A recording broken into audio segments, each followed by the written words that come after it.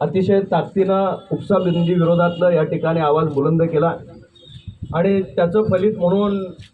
आपल्या लोकल प्रशासनानं त्याच्या बाबतीतला कॉग्निझन्स घेऊन त्याला या ठिकाणी मान्यता मागच्या आठवड्यात दिली होती। पण दुर्दैवानं राज्य शासनानं सगळ्या राज्याचा रिव्ह्यू घेतल्यानंतर देशाची परिस्थिती आणि राज्याची परिस्थिती याचा सगळ्याचा विचार करता धरणामधली उपसाबंदीचा निर्णय या ठिकाणी राज्य शासनानं परत या ठिकाणी लागू केला आणि इथल्या निर्णयाला स्थगिती मिळाली।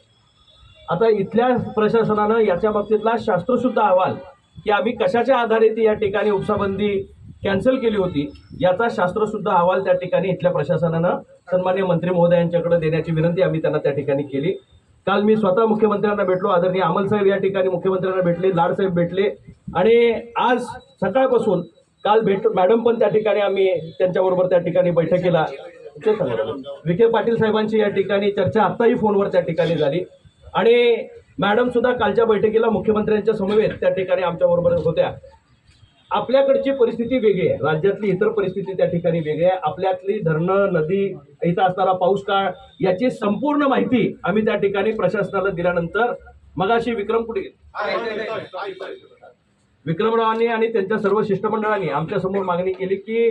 किमान या ठिकाणी आता 3 दिवस का असेना अवतरण सुरुवात करण्यासाठी म्हणून तात्काळ परवानगी द्यावी अशा पद्धतीची मागणी आमच्यापाशी त्या ठिकाणी केली आणि स्थानिक पातळीवर जर ते 7 दिवसावर नेता आलं म्हणजे जर समजा त्या धरणातली परिस्थिती लक्षात घेऊन म्हणजे कुठल्या केटीवेरमध्ये किती पाणी आहे याचा अंदाज घेऊन 7 दिवसाची जर त्या ठिकाणी परवानगी आपल्याला मिळाली तर त्याचा फायदा संपूर्ण शेतकऱ्यांना त्या ठिकाणी होईल याची माहिती आम्ही त्या ठिकाणी घेतली। मी आणि अमल साहेब, उल्हासदादा, आदरणीय लाड साहेब, आदरणीय नरके साहेब हे सगळेच जण आम्ही या ठिकाणी मंत्री महोदयांशी त्या ठिकाणी बोललो आणि पालकमंत्री महोदयांनी सुद्धा त्याच्यामध्ये या ठिकाणी कोरे साहेब आणि यड्रावकर साहेबांनी सगळ्यांनी त्याच्यामध्ये या ठिकाणी सहभाग घेतला आणि मला आपल्याला आनंदानं सांगावंसं वाटतं की राज्य शासनानं आपल्या जिल्ह्यामध्ये उपसाबंदी बाजूला केलेली आहे आणि या निमित्तानं आपल्या जिल्ह्यामधला निर्णय सांगली जिल्ह्याला लागू होतो कारण नदी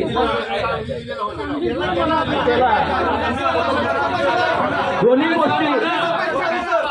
ऐका मी सांगायला नाव घ्या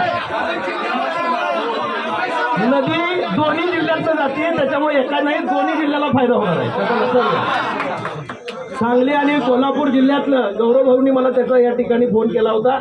मी या ठिकाणी सांगली आणि कोल्हापूर जिल्ह्यातल्या शेतकऱ्यांना याच्यामुळे दिलासा मिळणार आहे पण त्याचबरोबर काही खबरदारी आपल्याला घ्याव्या लागणार आहेत। येणारा पाऊस काळ कसा असेल याची कल्पना येणाऱ्या काही दिवसामध्ये या ठिकाणी येईल। धरणं किती टक्के भरलेली आहेत, आजची परिस्थिती किती आहे, किती दिवस पाणी टिकवायला लागणार आहे, पिण्याच्या पाण्याला प्राधान्य आहे आणि शेतीच्या पाण्यालाही सुद्धा प्राधान्य आहे ते देत असताना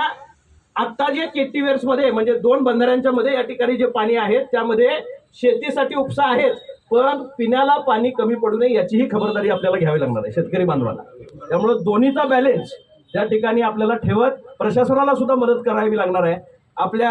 आदरणीय मंत्री महोदय आदरणीय विखे पाटील साहेब आणि सन्माननीय राज्याचे मुख्यमंत्री आदरणीय देवेंद्रजी फडणवीस साहेब या दोघांनीही याच्यामध्ये राज्याचा निर्णय एका बाजूला असताना कोल्हापूर आणि सांगली जिल्ह्यासाठी वेगळा निर्णय या ठिकाणी घेण्याची भूमिका आपल्या